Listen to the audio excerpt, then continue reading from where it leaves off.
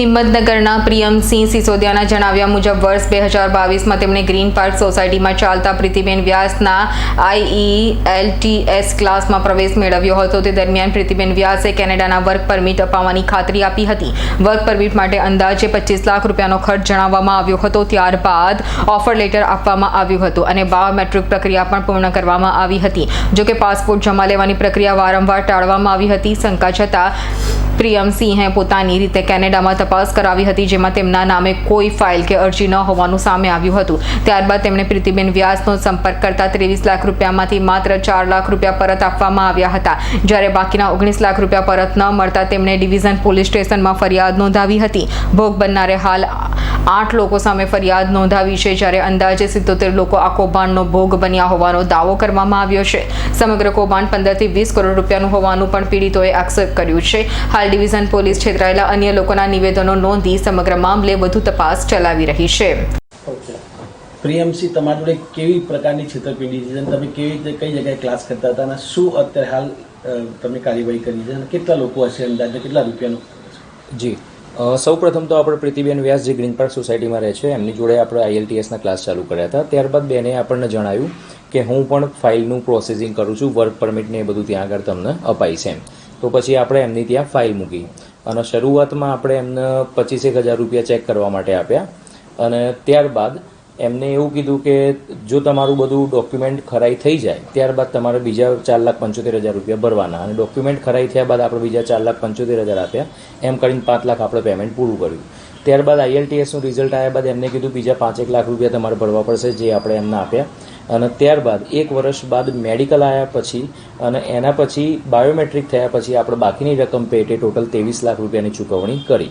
અને આને અંદાજિત 3 થી 3.5 થી 4 વર્ષનો ટાઈમ થઈ ગયો. ત્યાર સુધી ત્યાંથી કેનેડાથી કોઈ રિપ્લાય આવ્યો નહીં, જેથી આપણે બેનનો સંપર્ક કર્યો અને બેને જણાવ્યું કે ભાઈ આગળથી કંઈ જવાબ આવ્યો નથી, તમે હજુ વાળ જુઓ. તો બીજા 2-3 મહિનાનો આપણે વાળ જોયો, પણ તો પણ કોઈ જવાબ ના મળતા આપણે કેનેડા ખાતે ચેક કરાયું, જે એમને જોબ લેટર આપણને પ્રોવાઈડ કર્યો હતો એની ઉપર આપણે તપાસ કરી. તો એની ઉપરથી જાણવા મળ્યું કે ત્યાં આગળ આવી રીતની કોઈ રજિસ્ટ્રેશન થયું નથી. ત્યારબાદ આપણને જાણવા મળ્યું કે ભાઈ આપણી જોડે કંઈક અજુગતું થયું છે. તો આપણે બેનનો સંપર્ક કર્યો અને બેને કીધું ભાઈ અત્યારે અમારી જોડે પૈસા છે નહીં, અમારી જોડે આવશે એટલે અમે તમને આપીશું અને એમ કરીને વાયદા કરવા લાગ્યા. પણ કોઈ પણ તથ્ય થયું નહીં. પછી આપણે પોલીસ સ્ટેશનમાં A ડિવિઝન ખાતે ફરિયાદ દાખલ કરી બેનના વિરુદ્ધમાં. તમે IELTSના ક્લાસ ક્યારે કરવા ગયા હતા? જી. કયા વર્ષમાં ગયા હતા? અને પછી તમને એ લોકોએ કીધું તું વાત કરી હતી? જી, આપણે એ વખતે સ્ટાર્ટિંગમાં એમનાથી IELTSના ક્લાસ 2022 વખતે આપણે જોઈન્ટ આપણે કર્યા હતા. ત્યારબાદ એમને એપ્રિલ મહિનામાં ત્યારબાદ એમને એવું જણાવ્યું કે હું પણ ફાઇલ કરું છું, તો તમે મારી જોડે ફાઇલ મૂકી દો તો આપણે ત્યાં આગળ તમારું PR અને વર્ક પરમિટ તમારા લઈ આપીશું એમ. અત્યાર સુધીમાં કેટલા લોકો આમાં જેમાં સંડોવાયેલા? જી, એટલે અત્યારે અંદાજિત સાહેબ જોવા જાઓ તો મારી જોડે 7 થી 8 લોકો હતા, પણ અત્યારે હાલના લેટેસ્ટ આંકડા મુજબ 60 થી 70 લોકોના નામ સામે આવી રહ્યા છે.